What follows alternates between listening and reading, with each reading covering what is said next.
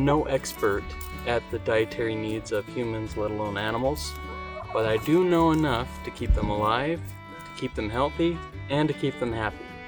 I know a lot about how to keep someone happy. Get on the scale, son! All right. Get off the scale. Okay then. Turn over.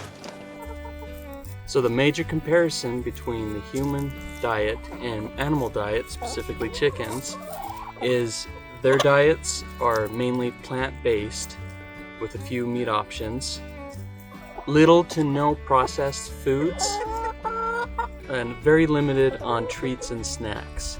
It's a 10% ratio.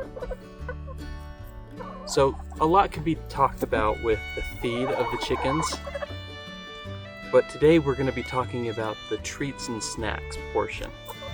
So the treats that we give them can be put into 3 different categories: seeds, corn, and scratch grains, bugs, and chicken scraps and leftovers. So not only are these treats beneficial for the chickens, but they're also beneficial for us. So let's get into the details of each. For seeds, corn, and scratch grains, we primarily give the chickens sunflower seeds and corn. Sunflower seeds are wonderful. You can buy them at the store, but you can also grow them, and they grow pretty well.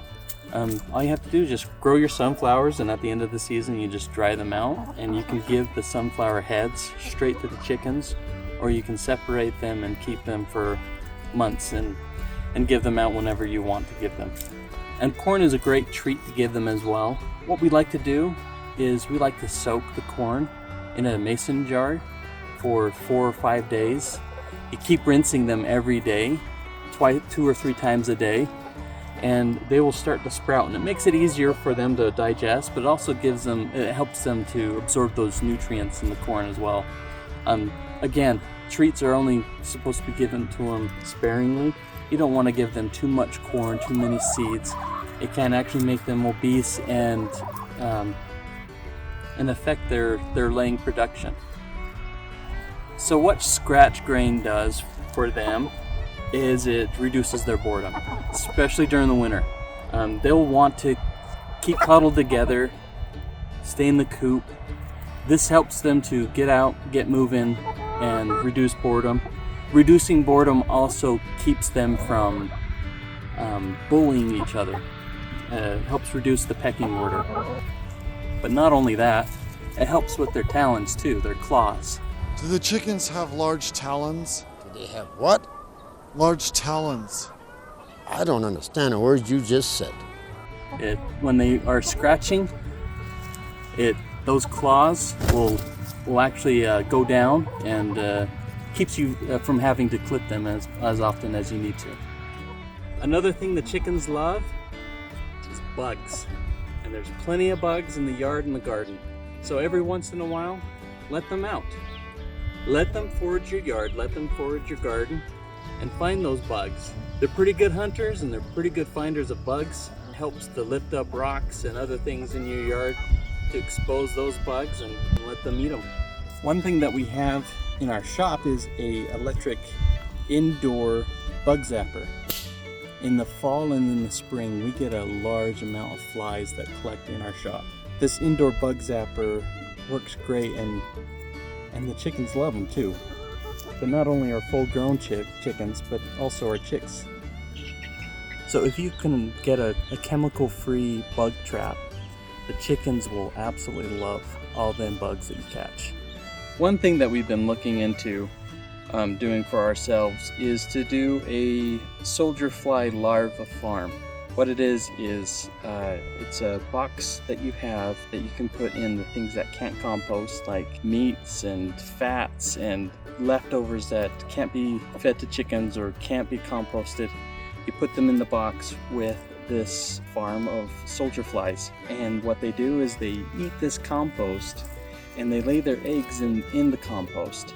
And while these larvae is growing, it will look to get out of the food and go into dirt to then pupate and turn into soldier flies.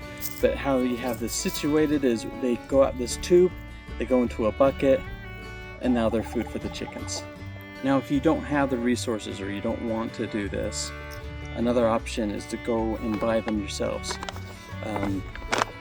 Grubterra has contacted me and wanted me to share these soldier fly larvae, and I've already been looking into this before they contacted me, but it just lets me know that this stuff is gold for the chickens. They absolutely love it and they'll just eat it up. So what they do is they get the food waste from many different restaurants and companies, and instead of it going to the landfill, they make it into this soldier fly larva, which is exactly what everyone should be doing. Food waste should not go to the landfills. It should go right back in and go into our system.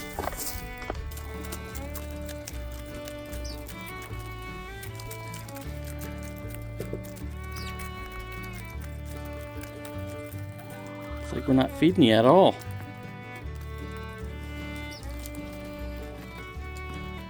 So what are the benefits of your chickens eating bugs? Well, it reduces the pests that are in your yard, in your garden. But if you go the route of the soldier fly larva, it also reduces food waste. And if you have your own farm at home, it reduces your food waste. But if you can't do it at home, then you can buy them and give them to your chickens, and they love them. And the last category of treats that we give our chickens is kitchen scraps and leftovers. And the rule that we have in our house is if we're not going to eat it, meaning if right at that moment we can't eat it, like it's spoiled or it's gross, then we're not going to give it to the chickens. It's only those leftovers and scraps that we would ourselves eat. Tina, you fat lard, come get some dinner. The food! Chickens aren't particularly picky. They'll eat about anything.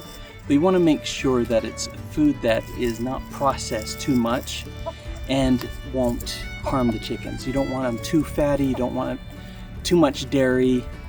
You just want to make sure that you give them the leftovers in moderation. Kitchen scraps, like any carrot peels or any big chunks of cauliflower or broccoli that you're not going to use for cooking, definitely can go to the chickens. What we like to do is, before it hits the compost, if we can feed it to the chickens, we'll feed it to the chickens. They'll process that food and it'll eventually get into our compost anyways. So giving them these leftovers and these scraps reduces our food waste at home. Makes us feel a little bit better about not eating all of our leftovers. If we don't eat our leftovers, they'll end up going to the chickens. And another thing too is you don't want to throw away those eggshells. You don't want to even throw them into the compost. Keep them. When we use the eggs, we keep the eggshells in a Ziploc bag in the freezer. When we have enough, we put them in the oven and cook them for a few minutes. And then after they're cooked, then we blend them and then we give them back to the chickens. You can give it in your leftovers, you sprinkle it in the leftovers, you sprinkle it in the kitchen scraps, put it in with your corn, with your grains. You give them those eggshells. That gives them calcium, which gives them stronger eggshells. So it's just a continuous cycle. So the main goal here is not to overfeed your chickens, not to have them dependent on those treats, but you're keeping them happy, and you're also getting those benefits, those extra benefits from those different treats. But not only are you getting the benefits and keeping them happy, but you're keeping yourself a little bit more self-reliant. You're reducing your food waste and eventually reducing the cost. In the end, you'll have happier chickens, and you'll have healthier eggs, and you'll have a healthier you. So I appreciate you taking the time and watching this video. If you like what you saw, go ahead and hit that like button. If you haven't already, go ahead and hit subscribe and check out the rest of our videos. Thanks for watching.